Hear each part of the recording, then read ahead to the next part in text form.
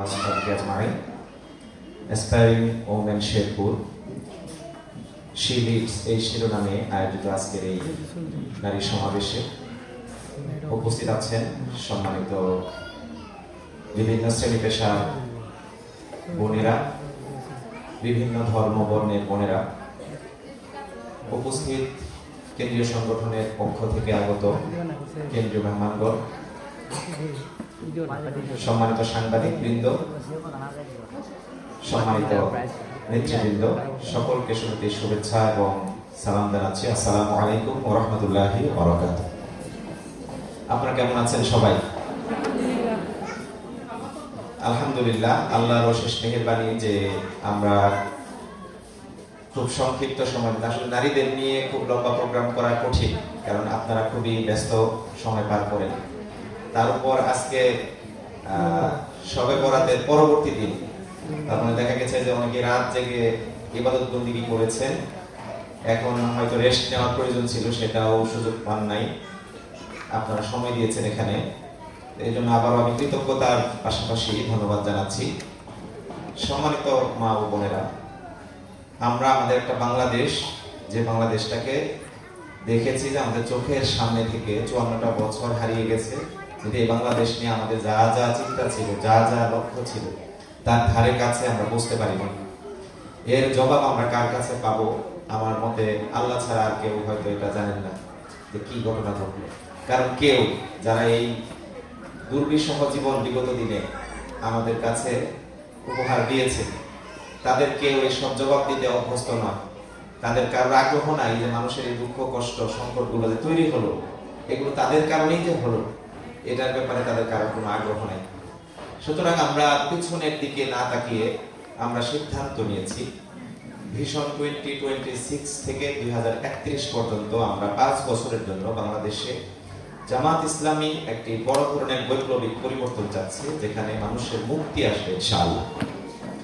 যে মুক্তিটি আমাদের রাজপথে শিক্ষকরা পর্যন্ত আদায় করে নেওয়ার জন্য দাবি তোলে, রক্তাক্ত হয়, এরকম একটি দুর্ভাগা জাতি আজকে আমরা, যে নারীদেরকে হেনস্থা করা হয়, অথচ যে নারীকে আল্লাহ রাব্বুল আলামিন স্বয়ং সম্মানিত করেছেন, আল্লাহ রাসূল সাল্লাল্লাহু আলাইহি ওয়াসাল্লাম কতভাবে সম্মানিত করেছেন, এই বিষয়গুলো আজকে এখানে উচ্চারিত হয়েছে। সম্মানিত মা ও বোনেরা, আমরা যারা এখানে উপস্থিত রয়েছি তারা আমাদের এই শেরপুর সদরের সম্মানিত মা ও বোনদের প্রতিনিধি, বিভিন্ন শ্রেণী পেশার প্রতিনিধিরা এখানে এসে উপস্থিত হয়েছেন। আপনাদেরকে আমরা মনে করছি এই হল রুমের ভেতরটায় আমাদের এই টোটাল শেরপুর সদরটা বসবাস করছে, অবস্থান করছে। এই জন্য আপনাদের প্রতি একটু দায়িত্ব দিয়েই বলতে চাই যে আমরা যদি প্রতিনিধিত্ব সঠিকভাবে করতে পারি, আমাদের এই সদরের সকল নারীর প্রতিনিধিত্ব যদি সঠিকভাবে করতে পারি, তাহলে আমাদের দ্বারাই হয়তো একটা বড় ধরনের পরিবর্তন হবে ইনশাআল্লাহ। দেখবেন 2024 সালের 5 আগস্টের পূর্ববর্তী সময়ে আমাদের ছেলে মেয়েরা, আমাদের ভাই বোনেরা, আমাদের মায়েরা, আমাদের বাবারা, বয়স কোনো পার্থক্য মানে ফ্যাক্টর ছিল না, এখানে শ্রেণী পেশা কোনো ফ্যাক্টর ছিল না, সবারই টার্গেট একটাই ছিল, এই সমাজ থেকে সকল প্রকার জুলুম নির্যাতন নিঃশেষ করা, সকল প্রকার জুলুম অন্যায়ের নিঃশেষ করে এখানে ইনসাফ প্রতিষ্ঠার একটা টার্গেট ছিল। এবং সেই টার্গেটকে বাস্তবায়ন করার জন্য তারা যখন সামনের দিকে এগিয়ে গেছে, তখন তাদের উপর জুলুম নির্যাতনের ভয়ঙ্কর রূপ আমরা দেখেছি।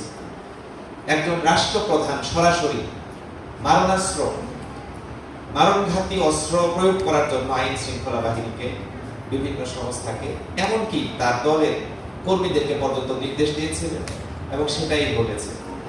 আশ্চর্যের বিষয় হচ্ছে এই জনতা, নারী কিংবা পুরুষ, শ্রমিক কিংবা শিক্ষক, সবাই এমন দৃঢ়তার সাথে এই অস্ত্রের মোকাবেলায় নিজেদেরকে পেশ করেছে।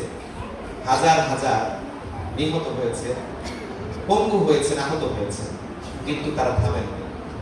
তাদের সামনে একটাই ছিল, আমরা চেঞ্জ চাই, আমরা এই অবস্থা পরিবর্তন চাই। এবং আলহামদুলিল্লাহ, বিগত জুলুম নির্যাতনের নিঃশেষ 5 আগস্ট আমরা দেখেছি। এজন্য আমি আবারও মহান আল্লাহ রাব্বুল আলামিনের দরবারে শুকরিয়া আদায় করতে চাই, আলহামদুলিল্লাহ।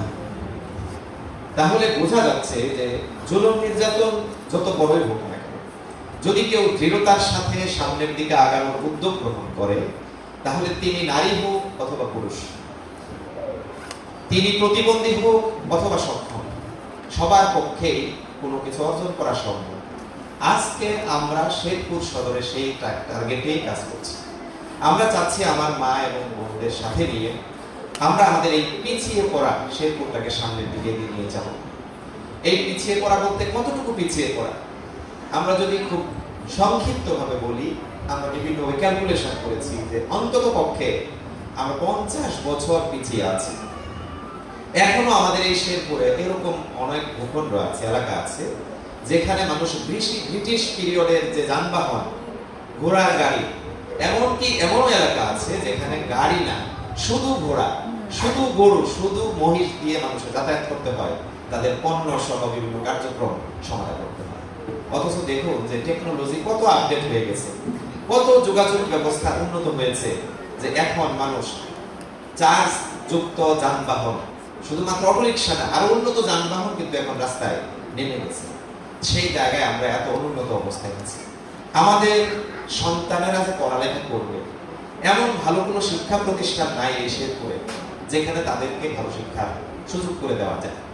একটা হিউজ সংখ্যক এলাকার মানুষ, বাসিন্দা আর্থসামাজিক ভাবে খুবই দুর্বল, গরিব। এটা তো আল্লাহই করেছেন, কি বলেন আপনারা? মানুষকে আল্লাহই গরিব করেন, মানুষকে আল্লাহই ধনী করেন। কিন্তু মানুষের সম্মান দেওয়ার জন্য আমাকে আপনাকে যখন দায়িত্ব দেওয়া হয়, সেই দায়িত্বটা যদি আমি পালন না করি, তাহলে আমি নিজেকে ক্ষতি করলাম। এবং এটাই আমাদের বিগত দিনের জনপ্রতিনিধিরা করেছেন এবং তার ফলাফলটা ভোগ করেছি শুধুমাত্র দীর্ঘদিন ধরে আমরা। এই জন্য আমরা এবার সিদ্ধান্ত নিয়েছি, যদি আমাদের শিক্ষার উন্নয়ন করতে হয়, এরকম অনেক ইউনিয়ন আছে, আমি একটা ইউনিয়নের নাম বলতে পারি, বেতমারি কুবরাকান্দি, যে ইউনিয়নে একটি দাখিল মাদ্রাসাও নাই, যে ইউনিয়নে মাত্র 3টি শিক্ষা প্রতিষ্ঠান আছে, হাই স্কুল, যে ইউনিয়নে অল্প কিছু প্রাইমারি স্কুল আছে, জরাজীর্ণ, তাহলে সেই এলাকার মানুষ কি করে ডেভেলপ হবে? এটা শুধু বেতমারি কুবরাকান্দি না, অন্য আরো অসংখ্য শিক্ষা প্রতিষ্ঠান আছে যেসব ইউনিয়নে, সেই শিক্ষা প্রতিষ্ঠানে করুণ দশা, বেহাল দশা, ভঙ্গুর অবস্থা, জরাজীর্ণ। সেখান থেকে যদি আমাদের এই শেরপুরটাকে বাঁচাতে চাই, তুলে নিয়ে আসতে চাই, আমি মনে করি যে এখানে আপনারা যদি মনে করেন নারীদের কোনো রোল নাই, তাহলে আমি বলবো যে এটা একটা ভুল সিদ্ধান্ত হবে। নারীরাই সবচেয়ে বড় ভূমিকা পালন কিন্তু এক্ষেত্রে করতে পারে। এবং এজন্যই দেখবেন যে এবছর জামাত ইসলামী নারীদেরকে গুরুত্ব দিচ্ছে। এখানে অনেক কথা হয়ে গেছে, আমি যদি সব কথা শুনি নাই, তারপর আমি বলছি, আমাদের ঐতিহ্যই হচ্ছে পুরুষরা আমাদের উপর সব কিছু চাপিয়ে দিবেন, বলে দিবেন, যা বলবেন সেটাই আমরা মেনে নিব। অথচ আল্লাহ আমাকে বিবেক দিয়েছেন। আল্লাহর বক্তব্য কিন্তু খুব স্পষ্ট, আলহামাহা ফুজুরাহা ওয়া তাকওয়াহা ওয়া আফলাহা মান যাক্কাহা ওয়া ক্বাদ ফাবা মান দাসসাহা। ভালো মন্দ সিদ্ধান্ত নিব আমি, আল্লাহ আমাকে সেই সিদ্ধান্ত নেওয়ার সক্ষমতা দিয়েছেন। কোনটা মন্দ কোনটা ভালো সেটা আল্লাহ রাব্বুল আলামিন আমাদের সামনে তুলে ধরেছেন। এজন্য আমরা আপনাদেরকে যেটা বলতে চাই, আমরা এমন একটা সিদ্ধান্ত নিতে পারি কিনা যে আমরা কখনোই কোনো ভুল পথে পা বাড়াবো না। এবং যেহেতু আজকে আমাদের এই শেরপুরে পুরুষের চেয়ে নারীর সংখ্যা বেশি, এজন্যই আমরা আপনাদেরকে বিশেষ গুরুত্বের আওতায় নিয়ে এসে আলাদা একটি প্রোগ্রাম আয়োজন করেছি। এবং প্রোগ্রামের শিরোনামে উপরে যে শব্দটা আছে, আমরা একটা অনেক বড় মাপের পরিকল্পনা হাতে নিয়ে আগাচ্ছি। আপনারা যদি আমাদের সাথে থাকেন, আমাদের পাশে থাকেন, আমাদেরকে যদি এগিয়ে দেওয়ার জন্য আপনাদের কোনো উদ্যোগ থাকে, আমি মনে করি আমাদের এই শেরপুরকে এগিয়ে নেওয়ার ক্ষেত্রে আর কোনো শক্তি নাই যারা বাধা প্রদান করে সফল হবে ইনশাআল্লাহ। সম্মানিত বোনেরা, নারীদের সিদ্ধান্তকে এই পৃথিবীতে নানানভাবে অসম্মানিত করা হয়েছে, অসম্মান করা হয়েছে, নারীদের অগ্রগতিকে অসম্মান করা হয়েছে, এবং তার রেশ আমাদের এই বাংলাদেশেও আছে। এবং আছে বলেই আজকে দেখুন, জামাত ইসলামী যখন আজকে নারীদেরকে অ্যাওয়্যার করছে, সচেতন করছে, তখন জামাত কর্মী সহ নারীদের হেনস্থা করার ঘটনা ঘটেছে। যখন আমার বোনের হিজাব কেড়ে নেওয়া হচ্ছে, তখন আমার বাংলাদেশের সকল মানুষের উচিত ছিল এই সমস্ত নারীদের পেছনে একযোগে মার্চ করা, মিছিল করা। আজকে কি করুণ পরিণতি দেখুন, রাষ্ট্রের মানুষদের মধ্যে ঐক্যবদ্ধ একটা পরিবেশ দেখা যাচ্ছে, কিন্তু এই পরিবেশ যেন বাধাগ্রস্ত হয়, হুমকি ধামকি দিয়ে এই নারীদের কণ্ঠকে রোধ করার জন্য উদ্যোগ নিচ্ছে। এই জন্য দেখবেন বাস্তবতাও নারীরা বাধ্য হয়ে নিজেরা আজকে রাস্তায় নেমে এসেছে। সম্মানিত মাও বলেন, আপনারা যদি শক্ত না হন, আমরা যদি সবাই মিলে শক্ত না হই, আমরা যদি ঐক্যবদ্ধভাবে এই অন্যায়ের প্রতিরোধে এগিয়ে যাওয়ার উদ্যোগ গ্রহণ করতে না পারি, তাহলে আমার সেই চাঁপাইনবাবগঞ্জে যিনি একজন নারী হয়ে নারীদেরকে হেনস্থা করার জন্য সরাসরি ঘোষণা দিয়েছে, তাদের বিরুদ্ধে কে দাঁড়াবে? আমার নোয়াখালীতে যে বোনের হিজাব কেড়ে নিয়ে লাঞ্ছিত করার জন্য উদ্যোগ নিয়েছে এবং তাকে লাথি দিয়েছে, সেই বোনের পিছনে কে দাঁড়াবে? এরকম শুধুমাত্র নোয়াখালী, লালমনিরহাট, কুমিল্লা কিংবা চাঁপাইনবাবগঞ্জ নয়, আমার ঢাকা শহর থেকে শুরু করে প্রত্যেকটি জনপদে, এমনকি আমাদের এই শেরপুরেও এই হেনস্থার ঘটনা কিন্তু ঘটছে এবং ঘটার পরিবেশ তৈরি হচ্ছে। আমরা এজন্যই বলছি, আমাদের পিছিয়ে পড়া এই শেরপুর নিয়ে যে স্বপ্ন আমরা দেখছি, এই স্বপ্ন বাস্তবায়ন করার জন্য যারা বাধা হয়ে সামনে দাঁড়াতে চাচ্ছে, তাদের দুরভিসন্ধি বুঝতে আর বাকি থাকলো না আমাদের। তারা এই সমাজে সেই বর্বর জাহিলি যুগের পুনরাবৃত্তি ঘটাতে চাচ্ছে।